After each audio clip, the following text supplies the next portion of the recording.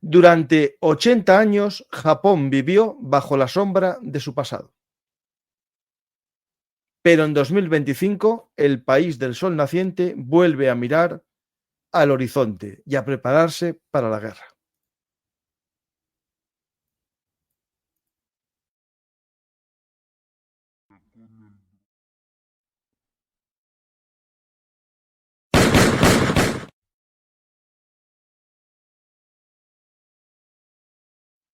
Hola a todos, bienvenidos a Bellum Artis, actualidad militar y geopolítica. Y regresamos a este convulso mundo que nos ha tocado vivir para conocer qué está sucediendo o qué va a suceder en el Imperio del Sol Naciente 2.0. Vamos a ver cómo la llegada de la nueva primera ministra puede cambiar aún más y acelerar aún más el rearme japonés. Un rearme que tiene que ver mucho con el crecimiento de su vecino occidental, China, pero también, como no, la amenaza de Rusia, que controla parte de su archipiélago, y también Corea del Norte. Os lo contamos en Un Mundo Convulso, ese escenario os lo explico, y espero que os guste también el programa de hoy con nuestro amigo Efraín. Hola Efraín, ¿qué tal? Espera, Efraín, ahora, di hola ahora. Ok. Hola, ¿cómo estás, Paco? Hola, hola a todos. Es un placer estar aquí de nuevo compartiendo con todos en una tertulia amena para hablar de un tema apasionante, muy interesante y del que yo creo que hay bastante desconocimiento todavía entre el gran público. Pues tengo un café para la sobremesa y el Military Balance para los datos, que si necesitamos ver alguno más, Sí. muy interesante. Pues vamos a, Efraín, a hablar sobre el imperio del sol naciente de este siglo XXI. No, olvidemos una visión expansionista, no es lo que estamos hablando, sino más bien una visión defensiva, ¿no? Ante el crecimiento del dragón chino, ¿no? La gran amenaza histórica de Japón, por cierto. O sea, eso es algo que Japón y China son los dos enemigos del sudeste de Asia entera. Sí, aquí lo primero que hay que decir es que cuando nosotros hablamos del rearme de Japón, en realidad lo que estamos asistiendo en la actualidad es a la última etapa o la etapa actual y más intensa del rearme, pero en realidad el rearme de Japón viene sucediendo desde al menos 1950, ¿no? Y si me apuran un poco, yo creo que desde 1948, ¿no? Y entonces aquí yo creo que es oportuno, antes de entrar a analizar el presente, hacer una reseña histórica para entender esto, ¿no? Porque, claro, como todo el mundo sabe, cuando termina la Segunda Guerra Mundial, se procede a la ocupación de Japón y de acuerdo a los términos de la capitulación, al desarme de Japón, ¿no? Entonces Japón es desarmado y son disueltas las Fuerzas Armadas Imperiales, ¿no? Pero ese proceso de desarme y de disolución de las Fuerzas Armadas Imperiales termina en los primeros meses de 1947, ¿no? Porque claro, se trataba de desmovilizar a centenares de miles de hombres y confiscar y neutralizar todos los arsenales todavía cuantiosos que le quedaban a las Fuerzas Armadas Imperiales, ¿no? Entonces, como decimos, el proceso se puede decir que termina a comienzos de 1947, pero por eso digo, a finales de 1947 ya se comienza a dar los primeros pasos tímidos, muy tímidos, de lo que vendría a ser después el desarme, porque hay que recordar que la ocupación de Japón fue distinta a la de Alemania, ¿no? A Japón se le permitió conservar su gobierno propio, su parlamento, o sea, sus instituciones. Entonces, y si bien estaba MacArthur al frente de la autoridad de ocupación, ejerciendo mayormente un poder de veto sobre las decisiones japonesas, pero ellos conservaban gran parte de su independencia, autonomía, pero claro, condicionada por esta autoridad de ocupación. Entonces, como decimos, a finales de 1947 se promulga exactamente el 10 de diciembre de 1947 la ley número 196, ¿no? Que era la ley de policía de Japón, ¿no?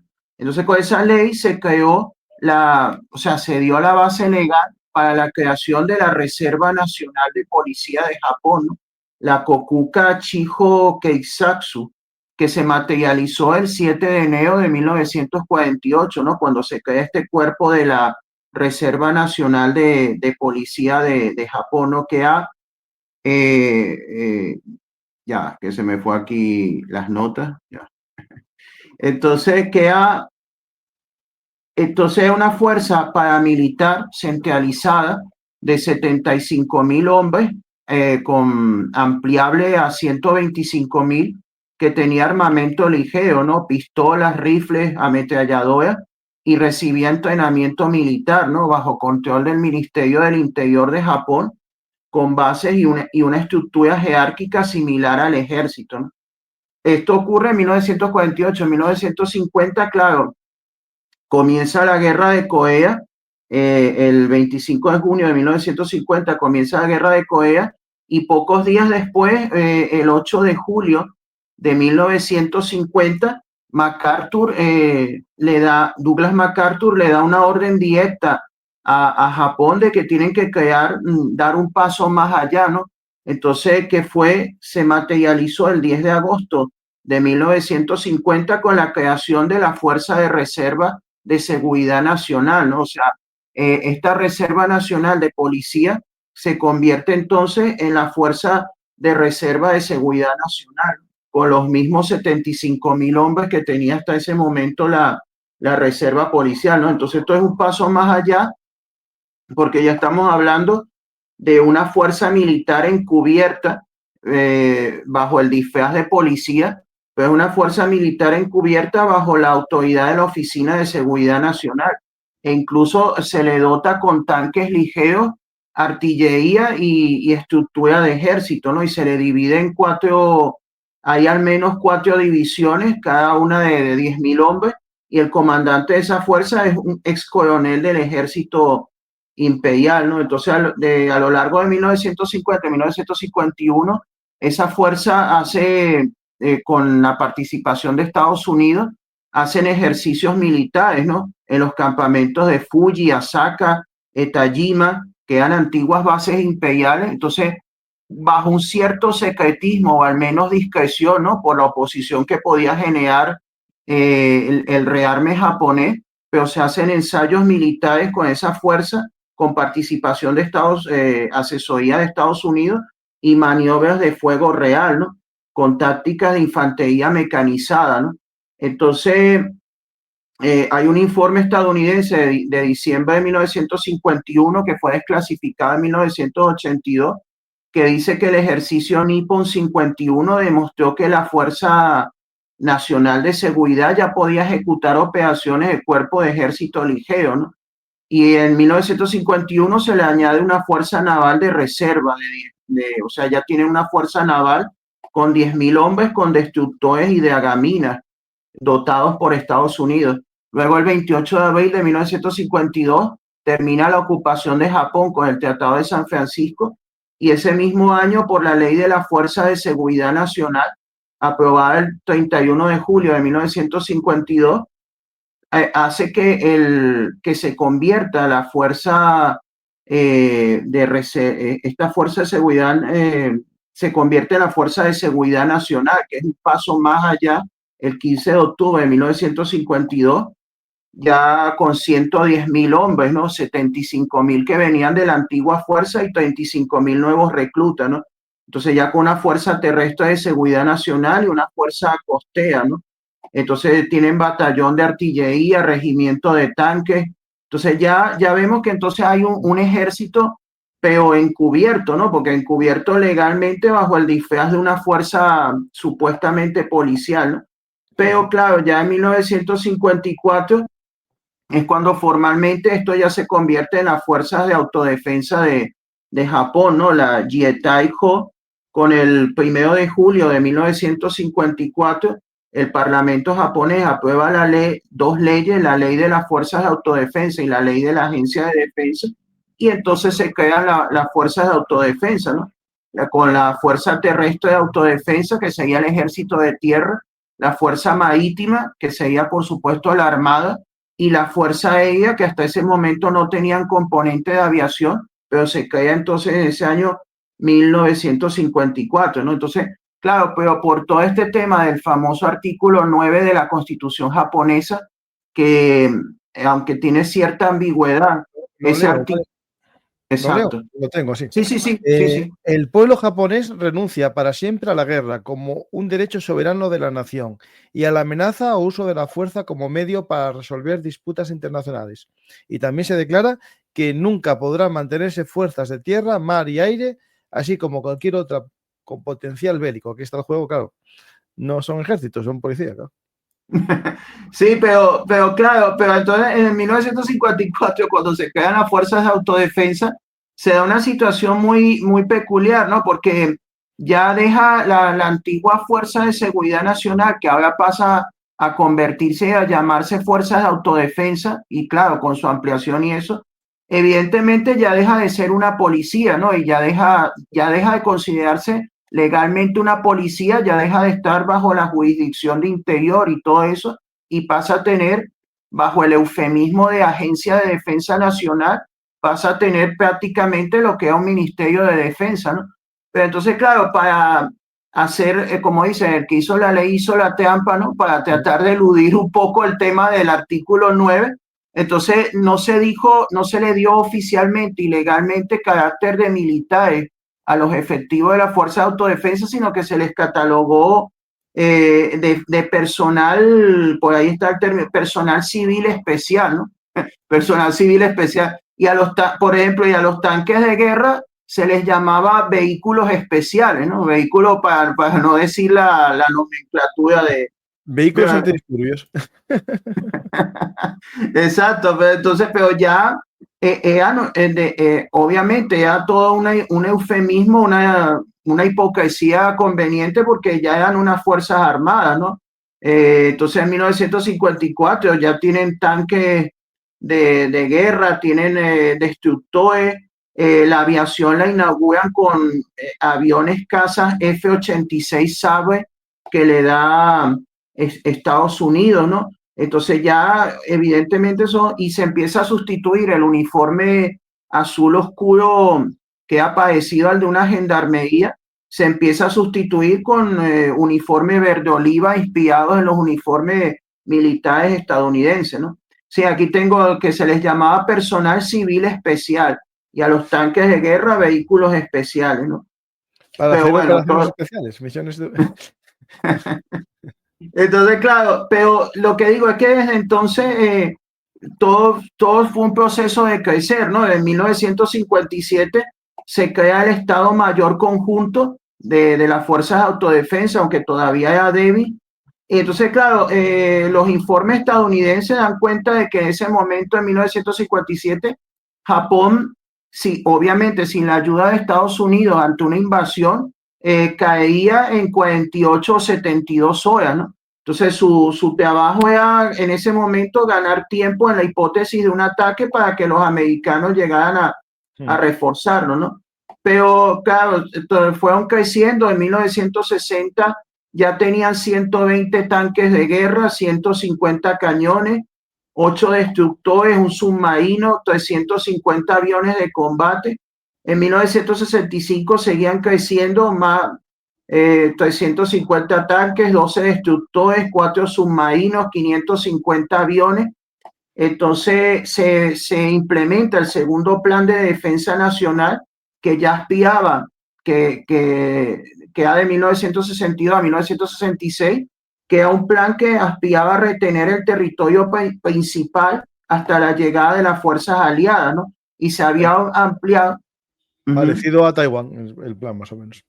Exacto, y se había ampliado el tiempo que se estimaba de resistencia autónoma por las fuerzas de autodefensa a 15 días. Un informe clasificado de la CIA de 1965 decía que Japón ya no era un objetivo fácil, que las fuerzas de autodefensa pueden infligir pérdidas significativas a una fuerza invasora, obligando al enemigo a comprometer 2 o 3 veces más efectivos tropas de lo esperado en 1957. En 1970 ya tienen 13 divisiones de infantería 12 activas y una en reserva, unidades blindadas y artillería, 800 tanques, 1.200 piezas de artillería, 400 aviones, 25 destructores, 12 submarinos, 50 fragatas y patrulleros, 100 aviones de aviación naval, esto en el 1970. Luego, en 1975, claro, habían crecido todavía un poco más, 850 tanques, 300 lanzacohetes múltiples, 1.300 piezas de artillería, y en 1976 se da un hito importante que es el esquema del Programa de Defensa Nacional, el NDPO, aprobado en 1976, que marcaría el inicio de la modernización real que vemos hoy día, ¿no? O sea, esto viene desde 1976. Ya para 1980, con la aplicación de ese esquema de Programa de Defensa Nacional, el presupuesto de defensa había subido a un 1% del PIB.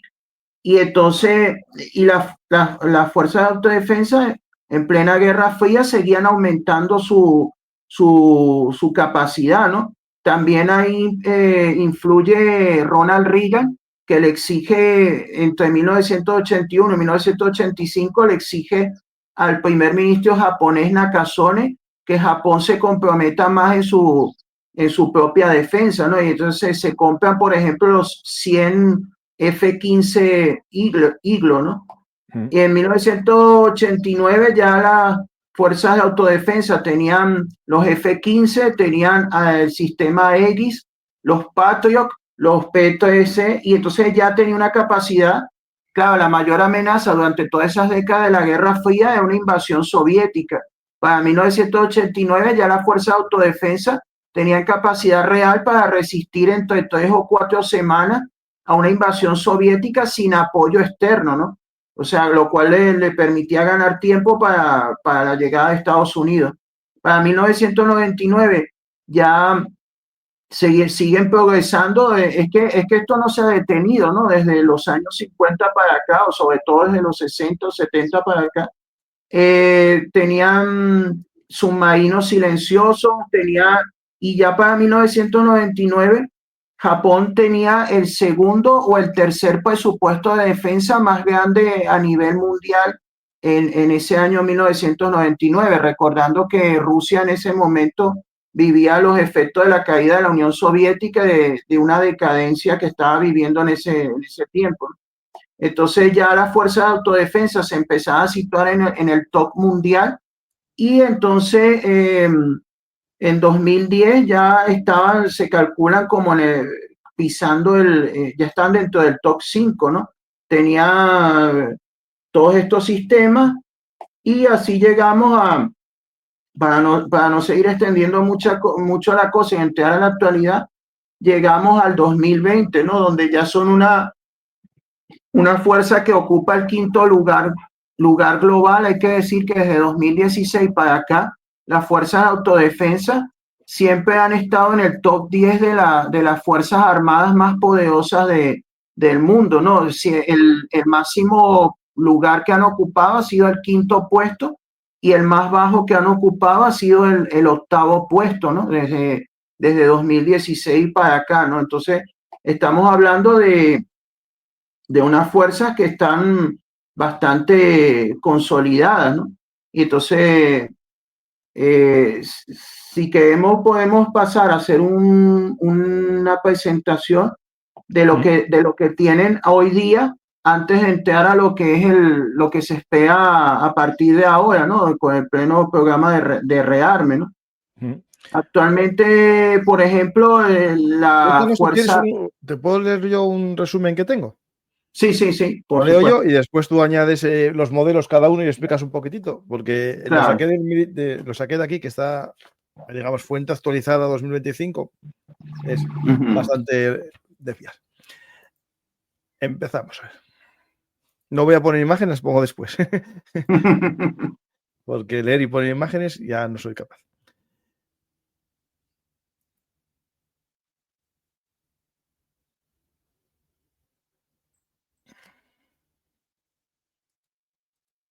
Bueno, tenemos básicamente, según el Military Balance 2025, hay un presupuesto de 53.000 millones de dólares un aumento del 10% respecto al 2023 y la meta de alcanzar el 2% del PIB en el 2027. El ejército cuenta con 250.000 efectivos activos más 56.000 reservistas. En tierra, las fuerzas tienen más de 500 vehículos blindados, incluyendo los tanques o carros de combate Type 10 y también a los Type 90 y los rápidos Type 16 MCV. Después están en el aire, hablaremos ahora de ellos, los F-15J, que son 156, 64 F-2AB y más de 35 cazas furtivos F-35A y B. Después también tiene aviones de alerta temprana, E-767, E-2D Hawk A, reabastecedores KC-767, KC-46 Pegasus y drones Global Hawk. En el mar tiene 25 submarinos de ataque, entre ellos los modernos Soryu y Taigei, equipados con baterías de litio y misiles Harpoon Block 2. Y en superficie 54 destructores y fragatas, incluidos los Atajo y Maya, dotados de sistema Aegis y misiles SM-3. Y después la novedad, ¿no?, que es la conversión de los portahelicópteros Izumo y Kaga en portaaviones con los F-35B. Y aquí tenemos que es la primera vez que desde el 45 tienen portaaviones Japón.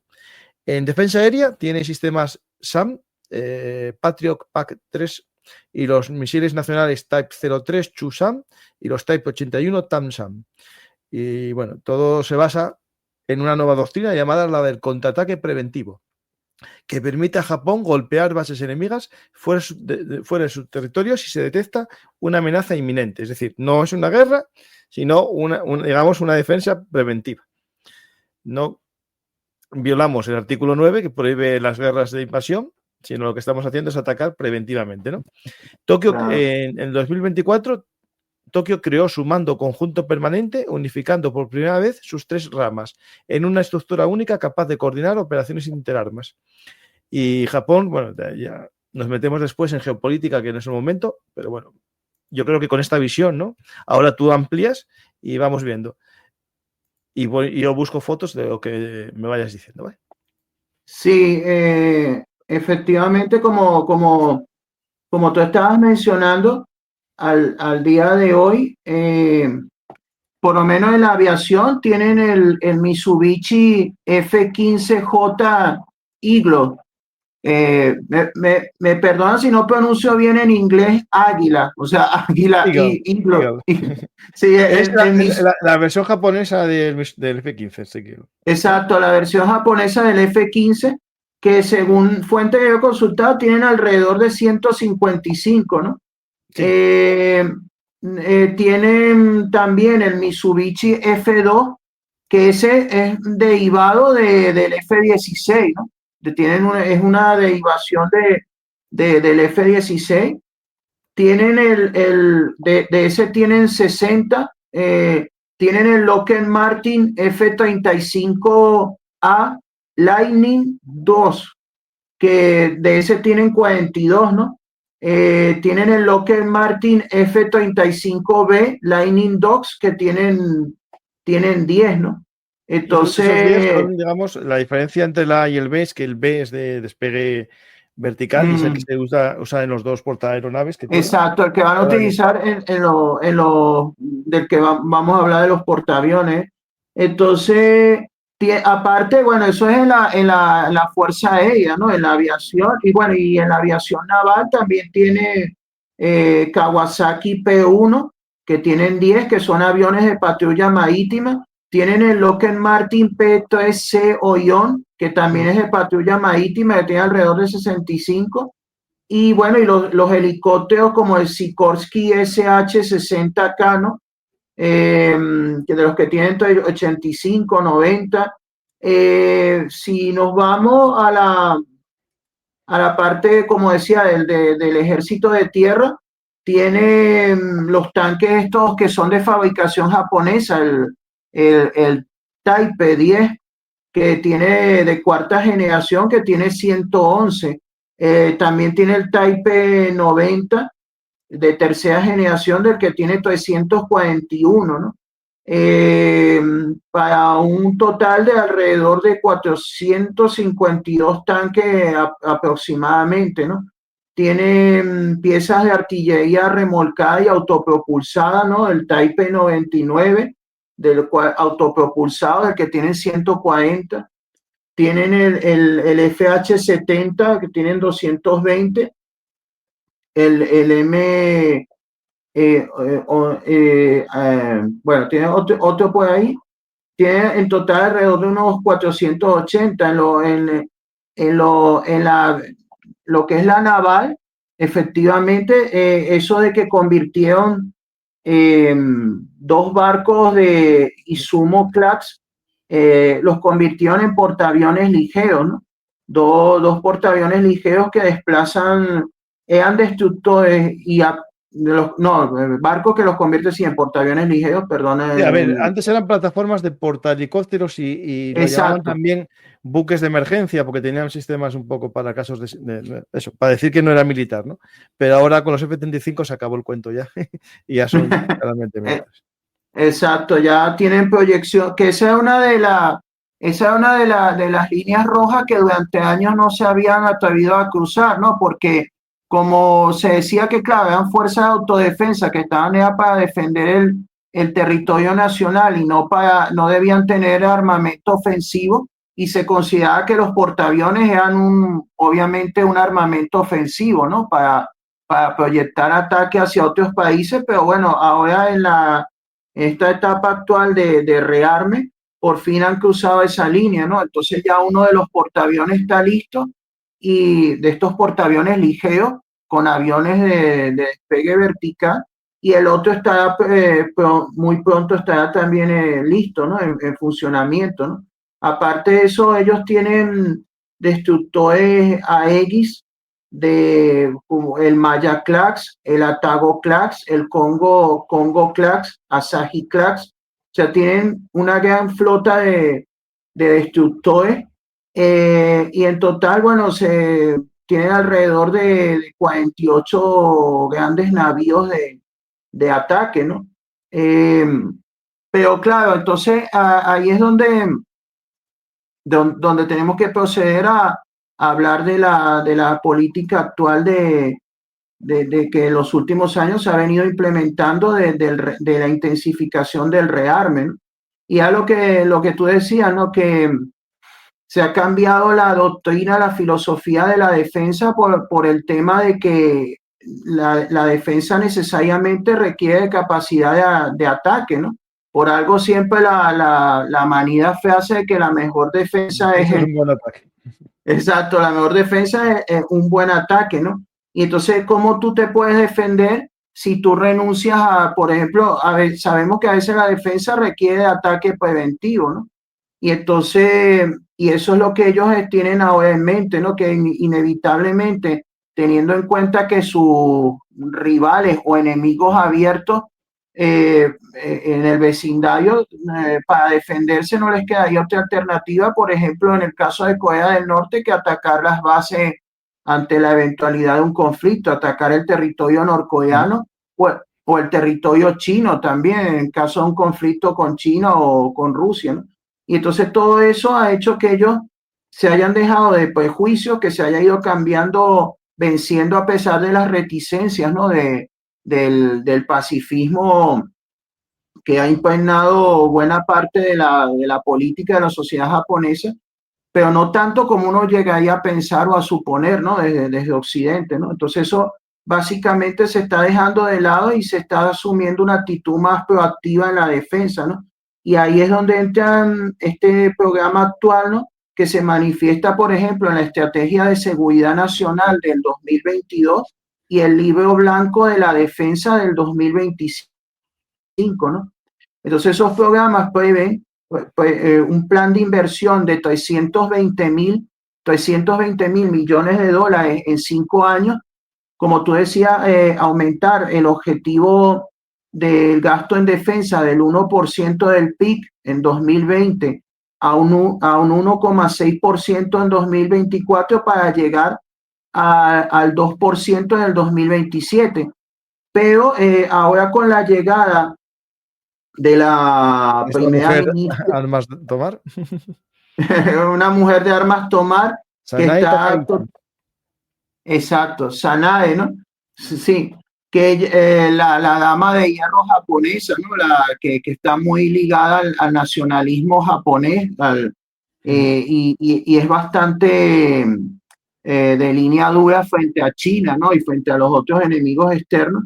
Entonces ella ha hecho que se adelante, por ejemplo, el objetivo del gasto queda para el próximo, queda para el 2027, se va a adelantar para marzo del 2026, o sea, para marzo del próximo año, ¿no? Ha acelerado el aumento del gasto en defensa, ¿no? Entonces, en 2025 el presupuesto de defensa era de 8,7 billones de yenes, ¿no? O sea, unos 59.000 millones de dólares, el más alto de la posguerra. Entonces incluye fondos para reclutamiento, porque la idea es ampliar las fuerzas a 20 divisiones, 2 flotas y 1.000 aeronaves, ¿no? Como creo que tú también mencionabas, se estableció el Comando Conjunto de Operaciones, establecido completamente en marzo del 2025 para integrar las 3 ramas, ¿no? La terrestre, la marítima y la aérea, para operaciones unificadas, ¿no? Mejorando la coordinación con aliados como Estados Unidos, ¿no? Se prevé la adquisición de más F-35, compra de 104 unidades de F-35A y B entre 2020 y 2025, 8 F-35A y 3 F-35B adicionales por 1.294 millones de dólares, ¿no? Mejorar la detección temprana y las operaciones STEAL. Hay un programa de caza avanzado, el GCAP, desarrollado conjuntamente con el Reino Unido e Italia para un caza de sexta generación que con 787 millones de dólares en el 2025 para diseño e ingeniería, ¿no? Pero sin duda alguna, uno de los hitos más importantes en este programa de rearme es la adquisición de 400 misiles Tomahawk Block cuarto y quinto en 2025 para ataques a larga distancia, ¿no? Desde destructores a X.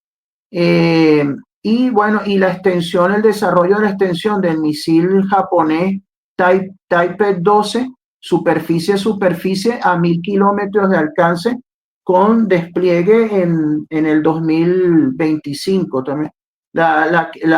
Por supuesto, la adquisición de los Tomahawk, su despliegue en barcos de destructores Aegis permitía, bueno, proyectar el poder y alcanzar gran parte del territorio de los enemigos o potenciales enemigos en la zona. De hecho, de acuerdo a análisis, a muchos análisis, ya el día de hoy, en la actualidad, Japón, a través de sus fuerzas de autodefensa, por sí sola estaría en capacidad de destruir y de arrasar la capacidad militar de Corea del Norte, por ejemplo, ¿no? Que estaría en capacidad, sí, que estaría en capacidad en 72 horas de darle un fuerte, incluso hasta de potencialmente ejecutar una operación de decapitación del régimen, o sea, con los ataques con misiles, acabar con la cúpula, gran parte de la cúpula norcoreana, y en cuestión de días prácticamente degradar y arrasar con la mayor parte de la capacidad militar de Corea del Norte, ¿no? O sea, Japón. Siempre que no se hayan metido en las cuevas, que eso es el problema que tiene Corea del Norte. Exacto. Y sí, porque ya con los misiles de los que ellos disponen ya para este año 2025, con el alcance que tienen, ellos pueden alcanzar las bases, puertos, centros de mando, aeródromos de Corea del Norte, ¿no? Y como digo, Japón por sí solo puede destruir la mayor parte de la capacidad militar de Corea del Norte. Y si actuara conjuntamente con Corea del Sur, entre ambos se calcula que podían provocar el colapso del régimen norcoreano, ¿no? Con Corea del Sur poniendo tropas en el terreno y Japón con los ataques misilísticos, ¿no? Pero claro, el problema es que todavía no es lo mismo en relación a China, ¿no? En relación a China, actualmente para este año 2025, si se presentaba una hipótesis de conflicto con China, ciertamente ellos podían ocasionar daños más o menos considerables, ¿no? En la zona costera de China, pero no sería un daño Ya, sí, sí. exacto, no sería un daño decisivo o catastrófico que pudiera paralizar a China, ¿no? Pero precisamente eso es lo que se está buscando, que para el 2030 sí sea así, ¿no? Que para el año 2030, o sea, de aquí a 5 años, bueno, o más bien un poco más de 4, ¿no? Porque ya casi estamos pisando el 2026, ¿no? Entonces, que para el 2030 Japón esté en capacidad por sí sola de, ante la eventualidad de un conflicto con China, ocasionar un daño implacable de hasta arrasar el 35% de la capacidad económica de China, y porque además para el 2030 ya con los misiles que van a ir incorporando van a tener capacidad de alcanzar la capital china, ¿no? Y el interior de China, cosa que actualmente no es posible, ¿no? Porque la idea de ellos es ampliar la capacidad misilística para contar con misiles de hasta 2.500 o 3.000 kilómetros de distancia, ¿no? Desde los que disponen actualmente, que son 1.600 kilómetros, alrededor 1.000 o 1.600 kilómetros. Entonces, claro, eso es un cambio importantísimo con lo que había sido la doctrina japonesa de posguerra, ¿no? Porque ya ellos se están dotando, eso es impensable hace todavía 10 o 20 años atrás, que Japón buscaba de tener un arsenal de misilístico, de misiles de largo alcance para golpear a profundidad en otros países, ¿no? Cuando se suponía que la doctrina inspirada por el pacifismo y todo este tema de la fuerza de autodefensa era que Japón se limitara a defenderse y de una invasión, ¿no? A evitar una invasión. Claro, Pero Efraín, aquí ya... el tema es que la guerra moderna, pese a que a lo Uh-huh. mejor nuestro gobierno en España no lo ve, es una guerra de salvas. No, el contacto físico Exacto. va a existir, pero cada vez va a ser más frecuente el lanzamiento de misiles y de drones, ¿no? Y va a aguantar el que tenga una capacidad, una resiliencia mayor y una capacidad de producción constante. Eso lo cuento en mi libro, Mundo Convulso. Pero bueno, es importante que entendamos que las nuevas guerras cambian y la guerra de salvas es importante. Y aquí estamos hablando de 400 como comienzo. Como comienzo, sí. Sí, es que Eso no te solamente se... dura un mes de guerra, eso. 400 misiles Tomahawk, nada más para comenzar, ¿no? Y otra cosa es que también van a empezar ya están montados en dotarse de drones, ¿no? Porque hasta ahora las fuerzas de autodefensa no tienen prácticamente drones de ataque, solo tienen drones de vigilancia, y ahora sí van a construir grandes flotas de drones, ¿no? Y entonces pues eso va a ser una parte esencial también de la nueva política de defensa y de rearme, ¿no? Que van a disponer de grandes flotas de drones de ataque, precisamente para ampliar esa capacidad ofensiva, ¿no? Ofensiva en función de la defensa. También se han hecho otras cosas como que hasta ahora ellos no disponían, las fuerzas de autodefensa no disponían de infantería de marina ni nada parecido. Sin embargo, en el 2018 ya sí se creó una brigada de despliegue anfibio, que es prácticamente una infantería de marina, pero que está adscrita al ejército de tierra, no a la armada, ¿no? Sino a la fuerza terrestre de autodefensa. Y entonces esa brigada ya les permite a ellos contar entonces con una fuerza de desembarco anfibia, ¿no? Con lo que es prácticamente una infantería de marina, ¿no?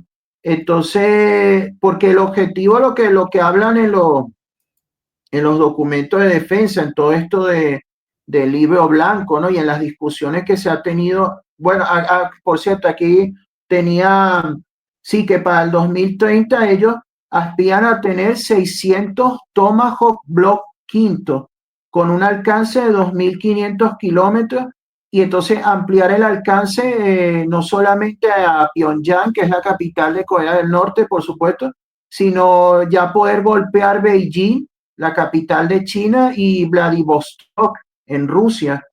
Entonces, y a tener esos 600 Tomahawk Block quinto y aparte 500 Type 12 mejorados con alcance de 1500 kilómetros para atacar bases chinas en Fujian y Shanghái, ¿no?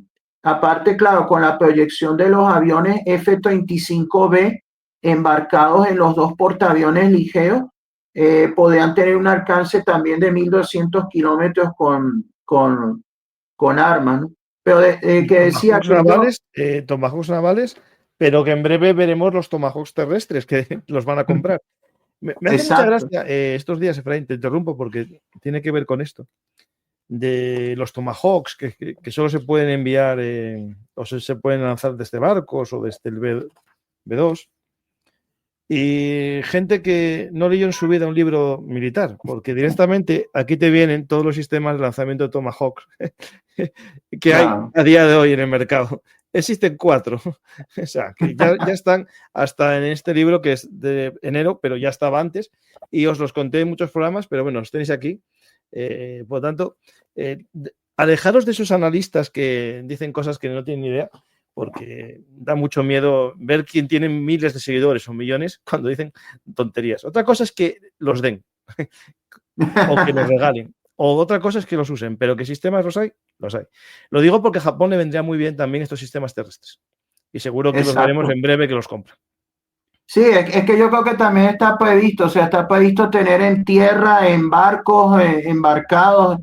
Entonces, es que, porque como yo decía, que el concepto que ellos tienen es que para 2030 Japón se convierta en lo que se conoce en esas doctrinas como un puercoespín ofensivo, ¿no? O sea, un puercoespín ofensivo que haga que sea prácticamente imposible de invadir o de atacar, porque ahí a pagar un costo demasiado elevado a cualquiera que intente atacarlo, ¿no? Por más grande que sea esa potencia, sería un costo prohibitivo, ¿no? Entonces, a través de púas defensivas. Entonces, esas púas defensivas, como esos misiles submarinos, casas Steel, defensas antimisiles, minas, ciberataques, y el tema de la mordida ofensiva, que es el Tomahawk, los Type, los F-35, etcétera, ¿no?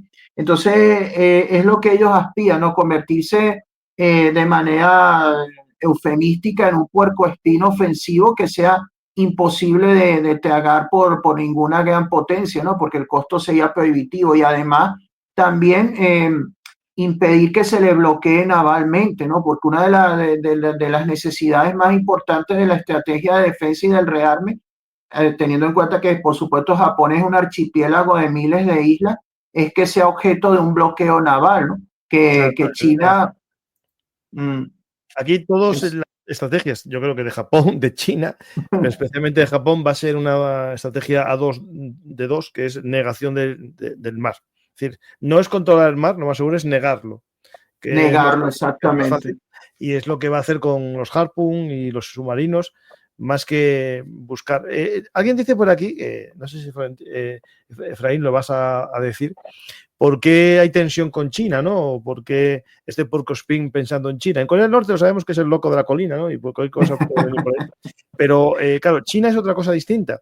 Y dice aquí, ¿qué problema pueden tener si son los que exportan más a China? O es verdad que casi todos los componentes informáticos chinos pasan por Japón, muchas empresas japonesas producen en China, ¿no? Sony produce en China, muchas marcas japonesas. Pero claro, el problema que estamos viendo que ni los vínculos económicos en este mundo que nos está tocando vivir hacen que no haya guerra. La guerra sigue ahí. Incluso hay gente que prefiere hundir su economía por ganar territorio, ¿no? Y pasar a la historia como el recuperador del poder, ¿no? Y el problema es que aquí hay aguas en conflicto. Hay unas islas sí. cercanas a ver si encuentro el mapa aquí ahora mismo. Esperas. No, es que, claro, mientras lo busca para ir empezando a articular una respuesta, lo que tú mencionabas anteriormente, que es efectivamente que China y Japón han sido enemigos históricos, o sea, ellos han sido enemigos históricos prácticamente desde que ambos existen, ¿no? O sea, porque siempre habían competido por el poder en el vecindario, ¿no? Y siempre habían esas apetencias de parte y parte, ¿no? De China de dominar a Japón o Japón de dominar a China, ¿no? Entonces han sido enemigos históricos, ¿no? Y han peleado muchas guerras entre ellos, ¿no? Luego, claro, cuando llega el siglo XX, ¿no? Y se produce todo el tema de Japón invadiendo China antes de la Segunda Guerra Mundial, pero luego que termina la Segunda Guerra Mundial, claro, llega al poder en China el régimen comunista, ¿no? Con Mao, ¿no? Y entonces por eso hacía, sobre todo con lo que pasó en la Guerra de Corea, que claro, que en la Guerra Fría las mayores amenazas para el Japón democrático, preoccidental, capitalista, las dos grandes amenazas eran la Unión Soviética y China, ¿no? La China popular, la China comunista, ¿no? Entonces eso se mantuvo, claro. La gente, como puede pensar este espectador, claro que China sufrió una transformación a partir de los años 80, bueno, al menos en el modelo económico, no tan, en el modelo político prácticamente no, porque sigue la dictadura del partido único, pero con un modelo económico distinto, ¿no? Liberalizado, abierto parcialmente al libre mercado, ¿no? Pero claro, pero China sigue siendo, a pesar de eso, sigue siendo la potencia expansionista en la región y que China tiene conflicto prácticamente con todos Con sus todos los vecinos. vecinos, con todos, sí, sí. Exacto. No libra uno. Es que como tú dices, muchas veces la excusa son los conflictos territoriales, ¿no? Por islas, por demarcación marítima, pero en ese sentido China tiene conflicto con Japón, con Corea del Sur, con Filipinas, bueno, lo de Taiwán es clase aparte, claro, porque se supone que Taiwán para ellos es una provincia rebelde que ellos quieren recuperar algún día, ¿no? Pero con Filipinas a cada rato tienen rifirrafes, con Japón también tienen tensiones por tema de delimitación. Entonces, claro, porque el recelo es que China siempre, con la cúpula que tienen, ellos quieren ser la potencia dominante en la región, ¿no? Y ellos no conciben a los vecinos, sino como estados satélite, ¿no? Ellos quisieran que fueran al menos estados satélite y entonces recelan del hecho de que un Japón poderoso, una Corea del Sur poderosa, o sea, que todos esos aliados poderosos les sirvan de contrapeso, le contrarresten su poder y su influencia, y entonces por eso siempre hay esa tensión constante, ¿no? En la región que Después, puede saltar hay a un la tema, más. hay un tema histórico que son las islas Senkaku, estas que están aquí justo al lado de Taiwán, que hay una, bueno, según Japón son históricamente japonesas, según China habían sido chinas y pertenecerían a las islas Taiwán, estaban despobladas, algunos de esos atolones, no, bueno, islotes, y hace poco Japón mandó soldados ahí para hacer una guarnición para darles soberanía, ¿no?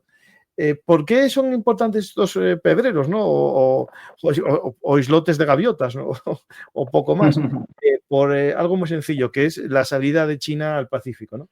Al final, podéis ver aquí cómo todo la salida de China al Pacífico, sin dar un gran rodeo, o depende del estrecho de, digamos, entre Taiwán y Shikoku, o se va por aguas territoriales, no, pero sí de plataforma continental japonesa, ¿no? Es decir, esto, zona, digamos, económica exclusiva japonesa. Creo que tenía un mapa aquí que lo mostraba muy bien.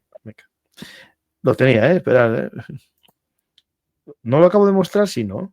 Este.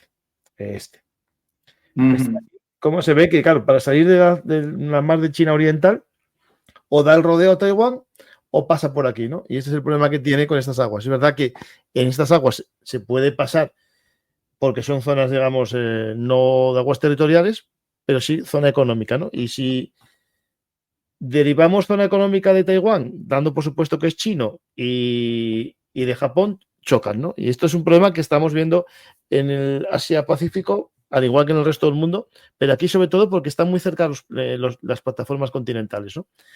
En otros lugares no hay ese problema porque Estados Unidos, por ejemplo, no tiene nadie enfrente de su costa, ¿no? Y deriva como quiere la plataforma continental. Ellos chocan entre ellos. Y eso es el kit de la cuestión de este conflicto entre China y Japón en aguas territoriales. No podemos olvidar que después está la demografía, temas económicos, que también dan para juego y para muchos temas, ¿no? Y no podemos olvidar Exacto, también Rusia, porque las islas, digamos, claro. las Kuriles, que están aquí arriba, son japonesas, pero Rusia se las quitó en la Segunda Guerra Mundial, los soviéticos, pero Japón nunca renunció a ellas en ningún tratado. Por lo tanto, dice que las tienen de facto, pero no de jure, ¿no? Sí, sí, exacto. Es que el tema es ese, que Japón está rodeado, bueno, Corea del Norte es enemigo a muerte, ¿no? Porque Corea del Norte ha hecho infinidad de actos de hostilidad bélicos durante décadas contra Japón. Hay que recordar que Lanzan Corea del misiles por Norte, encima de ellos. exacto, lanza misiles en espacio aéreo japonés, pero también Corea del Norte a lo largo de muchos años se dedicó a secuestrar ciudadanos japoneses en Japón, o sea, mandaban espías norcoreanos a secuestrar ciudadanos japoneses y llevarlos a Corea del Norte y desaparecerlos porque los utilizaban precisamente para entrenar a sus espías, ¿no? Para que enseñaran el idioma japonés y las costumbres japonesas a los. Entonces, claro, Corea del Norte, por muchas razones, es enemigo a muerte. Como tú dices, con Rusia hay tensiones, o sea, hay una relación que siempre hay tensiones marcadas, ¿no? Por el tema de esa disputa territorial, esa disputa limítrofe, ¿no? Y los mismos recelos geopolíticos, ¿no? Con China, como explicamos también, ¿no? Por temas limítrofes y todo este tipo de la lucha por el poder, ¿no? La competencia geopolítica, porque hay que recordar que Japón en los años 80 y 90 Japón era la segunda economía mundial, ¿no? Y ahora lo es China, ¿no? Entonces China desplazó a Japón y entonces, claro, ahí hay una tensión entre los dos que también alimenta esa tensión, ¿no? Porque son como dos gallos en el mismo corral, ¿no?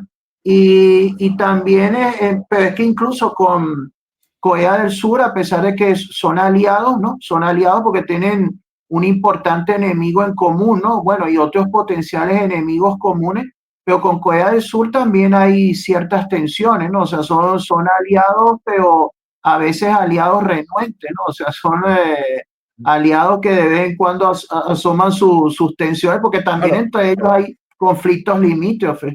Ay, Corea del Sur fue invadido por Japón muchas veces, ahí Exacto, no es algo que no olviden nosotros. Es verdad que tiene, claro, una relación histórica porque estuvo dominado Corea, especialmente durante mucho tiempo por Japón, ¿no?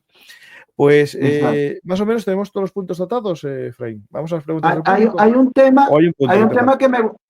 tema que me gustaría mencionar, ¿no? Que pocas veces o casi nunca se menciona, que es el hecho de que poca gente sabe que, aunque claro, Japón tiene una política radicalmente anti armas nucleares, ¿no? Por el tema de haber sido el único país que ha sido víctima de bombardeos nucleares en Hiroshima y Nagasaki, ¿no? Entonces ellos tienen la política de los tres principios no nucleares, o sea, no poseer, no producir ni permitir el ingreso de armas nucleares en su territorio.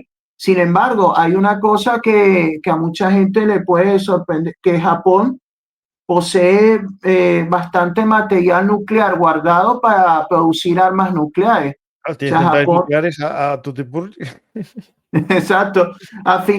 Por ejemplo, se calcula que al final del 2020 Japón poseía aproximadamente 46,1 toneladas métricas de plutonio no irradiado, ¿no?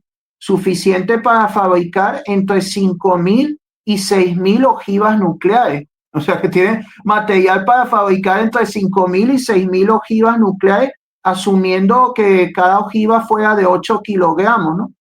Entonces, claro, de esto, unas 9 o 10 toneladas están almacenadas en Japón.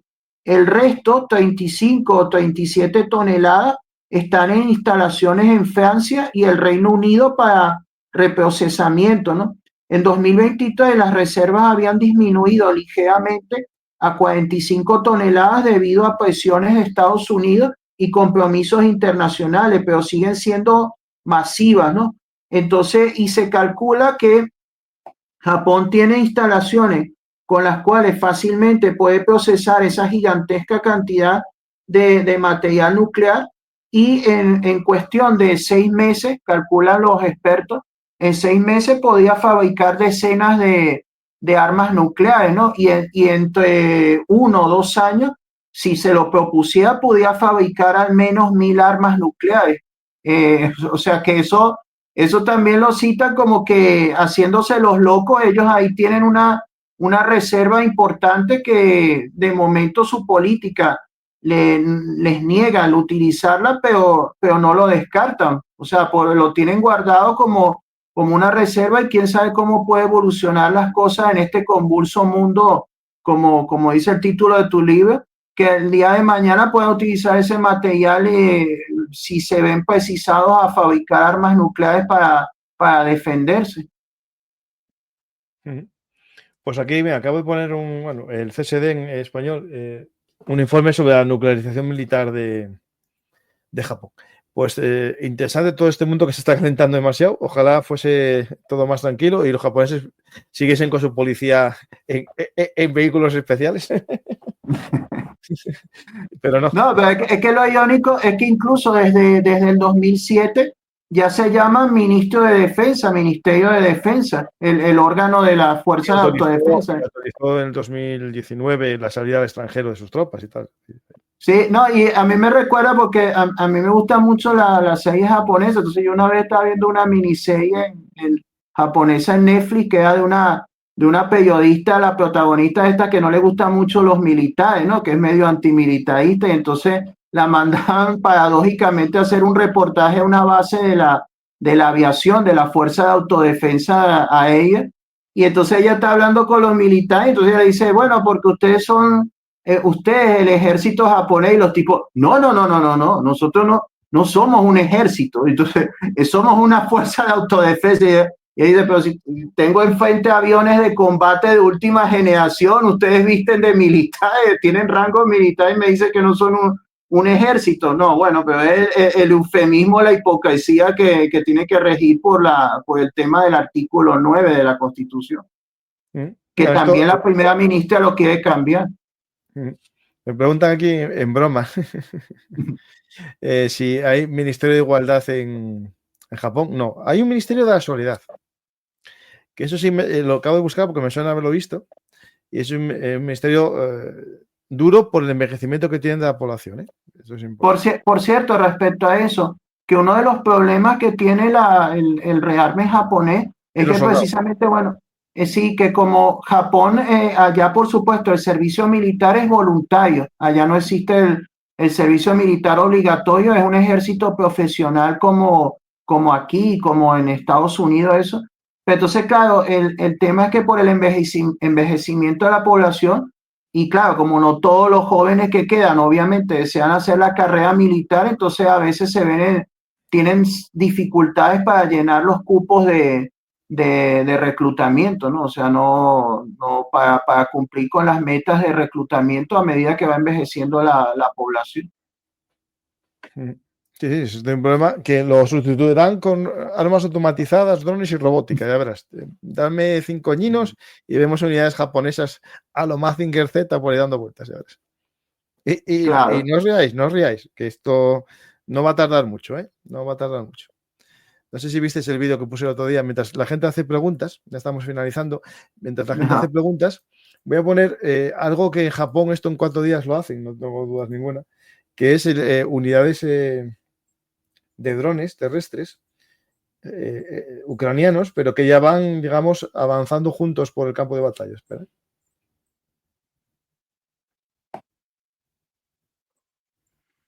Bueno, lo puse en otros programas, si no lo encuentra la gente en Twitter, espera, es una pena porque es muy interesante el vídeo.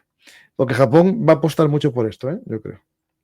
Sí, es que uno de los objetivos de ese programa con vista al 2030 es dotarse de grandes flotas de drones de combate, de drones ofensivos, porque hasta ahora solo tienen drones de exploración, de vigilancia. Bueno, no encuentro el vídeo. Vamos a ver qué preguntas hay por aquí.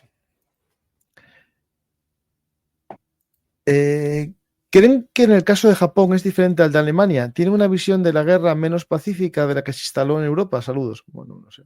Sí, yo Japón en creo Japón. que con matices, pero sí, porque en Japón no pasó lo que ocurrió en Alemania después de la guerra, ¿no? Que se inculcó a los alemanes el sentimiento de culpa, el sentimiento de culpa, ¿no? Y entonces que se les machacó tanto, o sea, los mismos alemanes, bueno, la clase dirigente alemana hizo que se machacara a los alemanes con el tema del sentimiento de culpa y la responsabilidad histórica, ¿no? Y entonces por eso en Alemania creció tanto el pacifismo, bueno, pacifismo que sabemos también que estaba motivado por intereses políticos durante la Guerra Fría, ¿no? De debilitar a un aliado de la OTAN, ¿no? Y crear rechazo al despliegue de armas de Estados Unidos en Europa.